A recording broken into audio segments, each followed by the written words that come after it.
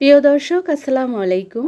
আমি জিনিয়া ঢাকা মিরপুর থেকে আবারও চলে আসলাম নতুন আরেকটি রেসিপি আপনাদের সঙ্গে শেয়ার করার জন্য।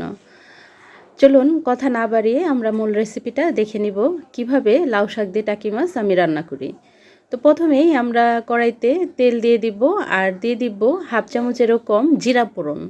আর এই জিরা ফোড়নটা অবশ্যই দিতে চেষ্টা করবেন, খুব সুন্দর ঘ্রাণ আসে। দিয়ে দিলাম পেঁয়াজ কুচি আর দেশি ছোট আস্ত রসুন। হালকা একটু সতে হয়ে গেলে দিয়ে দিব আলু। এখানে আমি একটি বড় সাইজের আলু কেটে দিয়েছি। আর দিয়ে দিব ঝালটা যে যেমন খাই সেই অনুযায়ী কাঁচামরিচ। কাঁচামরিচটা দিয়ে আমরা কিছুক্ষণ এটাকে সতে করে নিব। হালকা ব্রাউন হয়ে আসলে সামান্য পানি দিয়ে মশলাটাকে ভুনে নিব। তো এখানে দিয়ে দিলাম জিরার গুঁড়া হাফ চামচের কম, দিয়ে দিলাম হলুদের গুঁড়া আর দিয়ে দিলাম ধনিয়ার গুঁড়া। সবই হাফ চামচ করে দিয়েছি। স্বাদ অনুযায়ী লবণ দিয়ে মশলাটাকে ভুনে নিচ্ছি। তো মশলাটা হালকা একটু পানি পানি থাকা অবস্থায় আমরা এখানে কেটে রাখা টমেটো আর টাকি মাছ দিয়ে দিব। তো এখানে টাকি মাছের পরিবর্তে আপনারা যে কোনো মাছই দিতে পারেন, কিন্তু টাকি মাছ দিয়ে রান্না করলে বেশি ভালো হয়। আর দিয়ে দিব এখানে 7টি সিমটাকে 2 টুকরো করে কেটে নিয়েছি।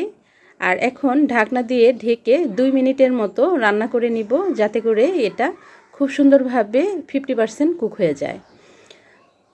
তো এই পর্যায়ে আমরা আগের থেকে ধুয়ে কেটে রাখা লাউ শাক আমি এখানে দিয়ে দিব। আর লাউ শাকটাকে অবশ্যই পানিটা ঝরিয়ে নেবেন, এতে করে রান্নাটা খুব সুন্দর হবে।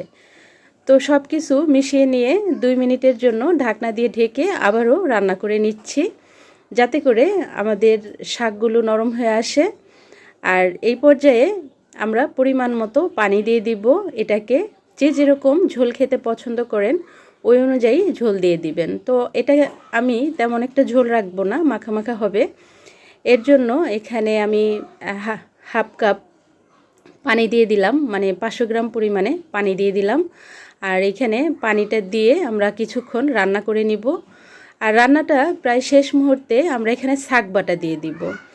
তো শাক বাটাটা পেঁয়াজ রসুন জিরা তেজপাতা দিয়ে খুব ভালো করে তেলে ভেজে এটাকে পেস্ট তৈরি করে নিতে হয়। আর এটা রান্নাটা হয়ে আসার আগ মুহূর্তে দিতে হয়।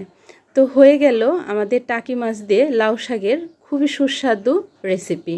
আশা করছি রেসিপিটা ভালো লেগেছে। ধন্যবাদ।